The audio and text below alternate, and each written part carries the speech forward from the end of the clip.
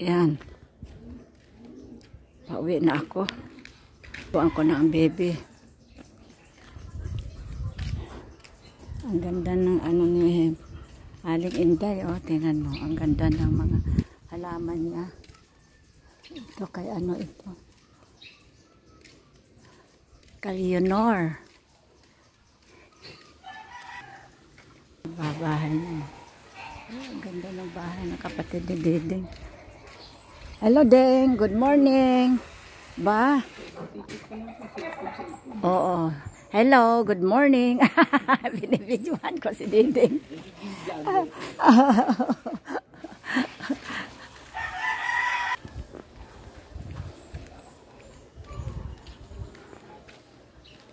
Nga, kaya lang mataas, oh. Masyadong mataas. Hindi ko maabot. Neng! Kuha tayo kalamansi. Dito, oh. Mayroon rin malalaki, kaya lang mataas, eh. Dapat sungkitin. Ha? Wala nga, eh. Walang panungkit.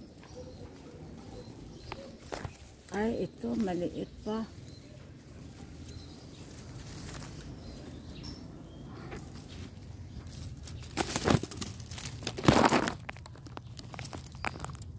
Maliit pa eh.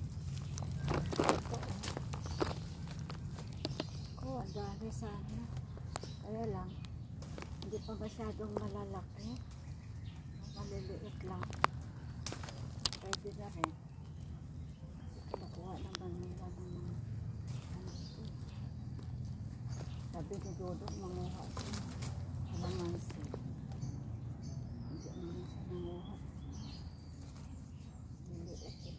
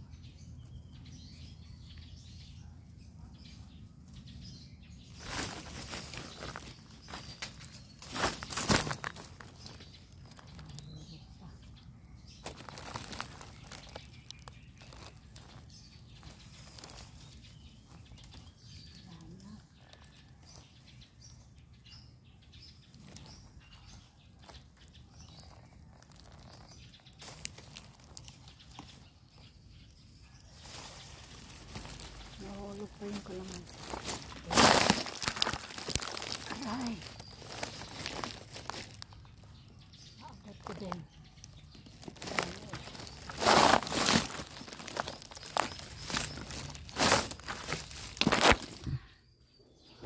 Hirap.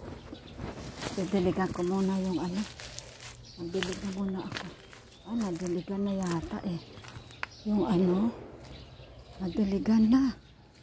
Ay, ito yung talong. Saka mangga. Kunin ko nga yung talong.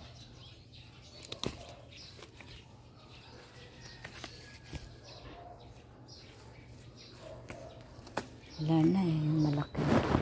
Wala nang malaki. Maliliit na.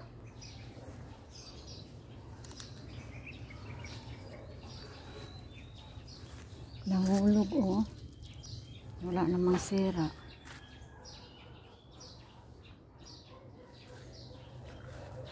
Ayun, no? Yung mangga, kaya lang mahirap rin abutin yan.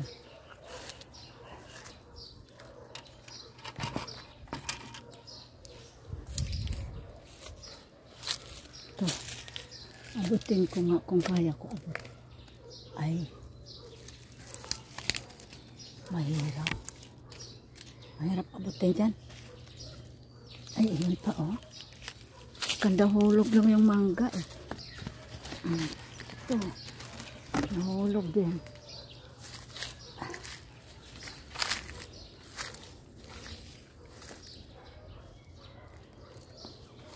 Wala nang talong. Ito na lang. Kinuha na eh.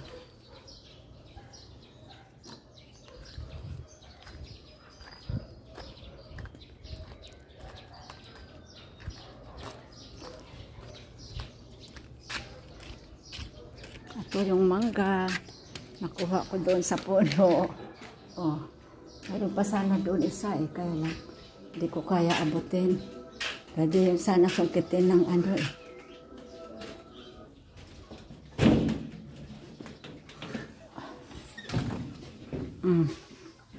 Diyan, may isda na akong binili ko eh. Wala nang ibang isda eh. Galunggong, puset na maliliit. Sobrang liit naman ng puset.